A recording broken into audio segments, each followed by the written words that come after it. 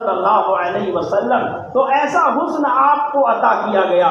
رسول اللہ صلی اللہ علیہ وسلم کی آمد سے پہلے دنیا کے جو حالات تھے، 571 سال ہو گئے حضرت عیسیٰ علیہ السلام کو آسمان پر گئے ہوئے۔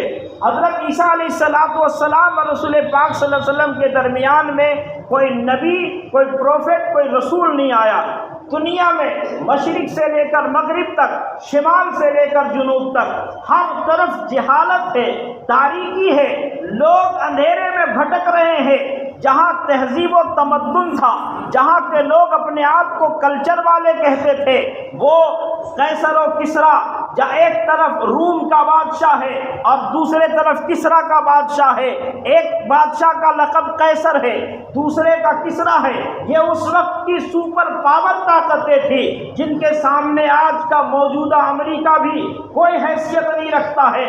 ایسے لوگ موجود تھے، لیکن ان کے درمیان بھی کیا ہو رہا تھا کہ وہاں لوگوں کو اپنا غلام بنائے ہوئے تھے، اور غلاموں کی زندگی جانوروں سے بدتر ہو چکی تھی۔ اللہ تبارک و تعالی نے وہ نشانیاں اور وہ نشانات بھیجنے شروع کیے کہ جس کے ذریعے سے لوگوں کو یہ معلوم ہو کہ اب دنیا میں ایک نیا انقلاب برپا ہونے والا ہے۔ چنانچہ آپ یہ جانتے ہیں کہ ایک یمن کا ایک گورنر، حبش نجاشی کا گورنر یمن کا رہنے والا، وہ ابرہہ تھا۔ یہ ایک نشانی رسول اللہ صلی اللہ علیہ وسلم کی آمد کی اور مکہ مکرمہ کی حفاظت کی ایک ایسی نشانی ہے جسے آج تک قرآن بیان کر رہا ہے اور دنیا اس کو جان رہی ہے۔ قرآن پڑھنے والے جانتے ہیں کہ اللہ تبارک و تعالیٰ نے اپنی طاقت کا، اپنی قدرت کا، اپنی بڑائی کا، اپنی کبریائی کا مظاہرہ کس انداز سے کیا ہے۔ چنانچہ ابرہہ نے یہ دیکھا کہ عرب کے جو لوگ ہیں، کیونکہ قریش اپنے آپ کو ابراہیم علیہ السلام کی طرف منسوب کرتے ہیں اور وہ ابراہیم علیہ السلام کی اولاد ہیں۔ ابراہیم علیہ السلام نے خانہ کعبہ کی تعمیر کی تھی۔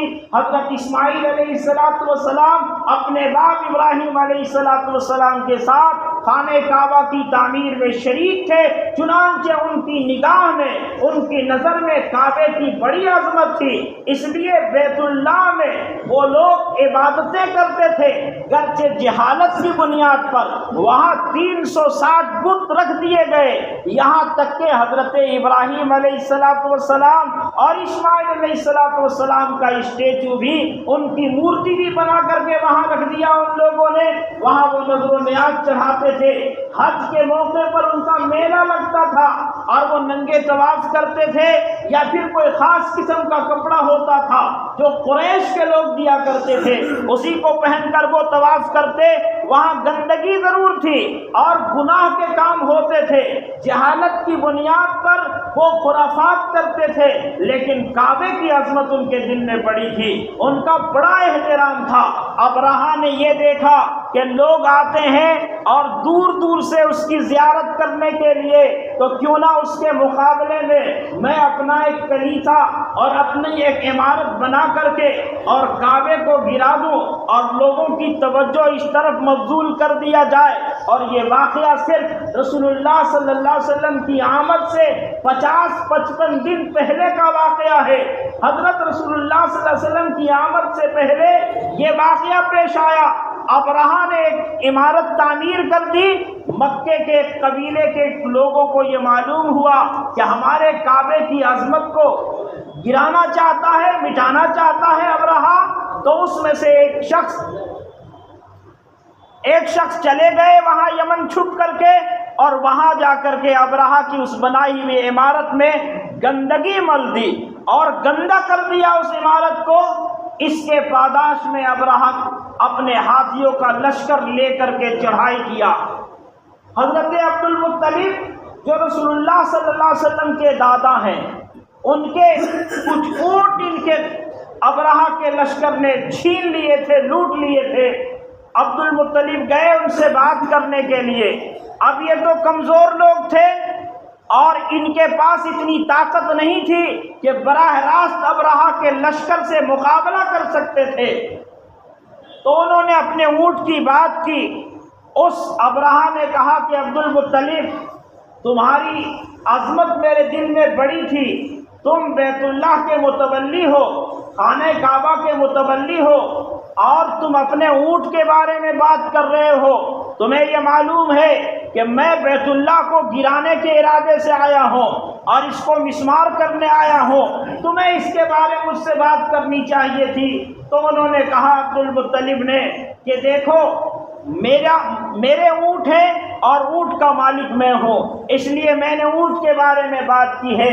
یہ جو بیت اللہ جس کے منہدم کرنے کے لیے اور جس کے گرانے کے ارادے سے تم آئے ہو، اس گھر کا بھی کوئی مالک ہے، وہ تجھ سے نپٹ لے گا۔ میرے پاس اتنی طاقت نہیں ہے کہ میں تجھ سے مقابلہ کر سکوں۔ چنانچہ عبد المطلب نے اس گھر کی حفاظت کی ذمہ داری اس گھر کے رب کی طرف کر دی۔ شاعر نے یہ کہا کہ بدر ہو، احد ہو یا جنگ خیبر، ہار جاتے ہیں جو اکثریت میں ہوتے ہیں وہ اکثر ہار جاتے ہیں۔ دل میں ہو بھروسہ حضرت عبد المطلب جیسا، پھر ابابیلوں سے ہاتھی کے لشکر ہار جاتے ہیں۔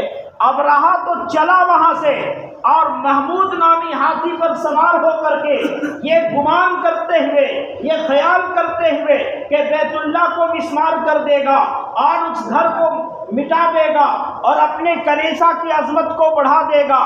لیکن اللہ تبارک و تعالی وہ بڑا بے نیاز ہے، بڑی قدرت والا ہے۔ اللہ تبارک و تعالی نے اس کے مقابلے کے لیے کوئی بڑی فوج اور بڑے کمانڈروں کو نہیں بھیجا۔ اللہ تعالی کی عجیب کرشمہ ہے، اللہ تعالی جب بچانے پہ آتا ہے تو مکڑی کے جالوں سے بچا لیتا ہے، لنگڑے مچھر سے بچا لیتا ہے۔ آج اللہ تعالی نے اپنے بیت اللہ کی نگہبانی کے لیے، آج بیت اللہ کی حفاظت کے لیے معمولی پرندوں کو بھیجا۔ بڑے بڑے ہاتھی کے لشکر کے مقابلے میں وہ پرندے آئے ہیں، اور وہ پرندے کیا لے کر کے آئے؟ ان کے پنجوں میں، اور کتنے بڑے پنجے ہوں گے، اس میں کتنا بڑا پتھر آ سکتا ہے اور کتنی بڑی گولی آ سکتی ہے، اس کا اندازہ تو ہم سب کو ہے۔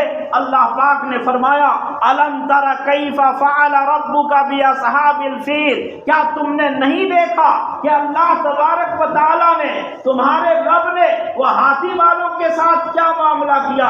اس ہاتھی والوں کے مقابلے میں اللہ نے معمولی پرندوں کو بھیجا، اور ان پرندوں کے چونچ میں، ان کے پنجوں میں معمولی چھوٹے چھوٹے پتھر اور چھوٹی چھوٹی کنکری تھی، اور وہ کنکری جو اس لشکر پر لگی ہے ان میں سے وہ گولی کا کام کیا ہے۔ اس کنکری نے اتنا زبردست کام کیا کہ فرمایا، مفسرین نے لکھا کہ جس کے بدن سے وہ ٹچ کر جاتا تھا اس کا جسم گلنے لگتا تھا، اور وہ سب کو نہیں لگا، لیکن ایسی بھگدڑ مچ گئی کہ اس بھگدڑ میں کتنے لوگ مارے گئے اور کتنے لوگ دب گئے، کچل گئے، اور خود اب رہا یمن واپس جاتے جاتے راستے میں مر گیا۔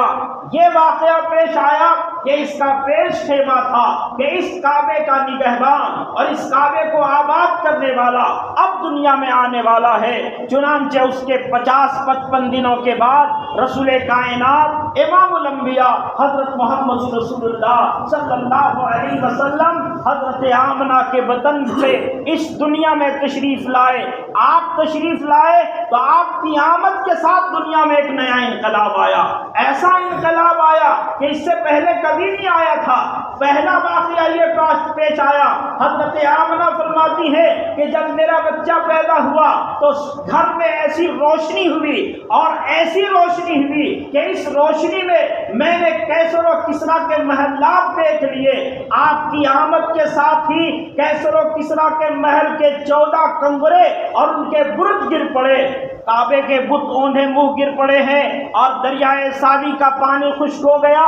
1000 سالوں سے ایران میں ایک آگ جل رہی تھی، وہ تو آتش پرست تھے، آگ کی پوجا کرتے تھے، اور وہاں ہزاروں لوگ مامور ہیں اس آگ کو روشن کرنے کے لیے، کہ اچانک یکایک وہ آگ بجھ جاتی ہے۔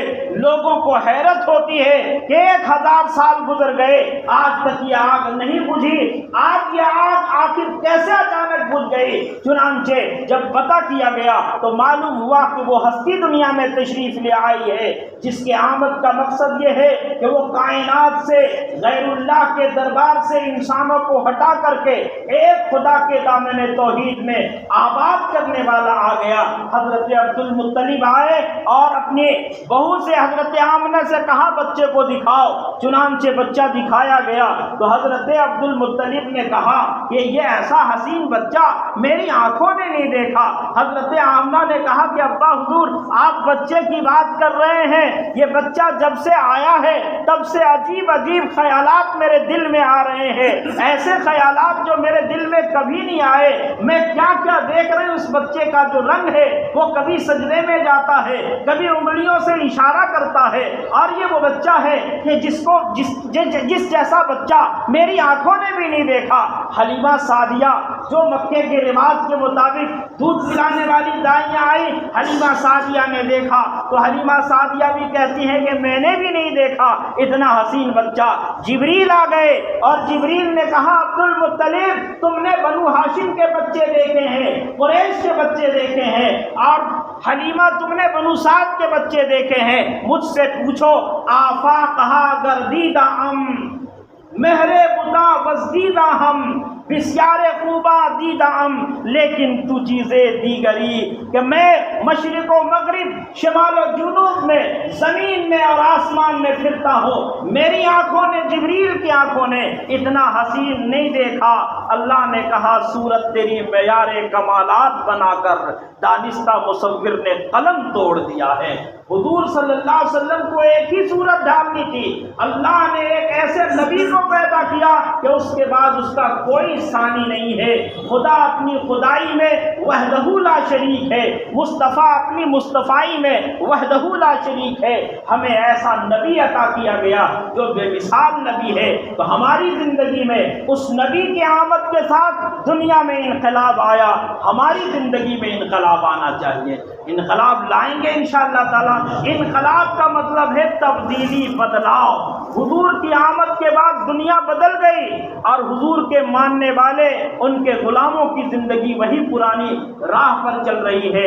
اس لیے میرے بھائیوں، ربیع الاول کا یہ مہینہ، اس مہینے میں ہمیں اپنی زندگی کو تبدیل کرنے کا ارادہ کرنا چاہیے۔ اللہ تبارک و تعالی ہم سب کو اس کی توفیق نصیب فرمائے۔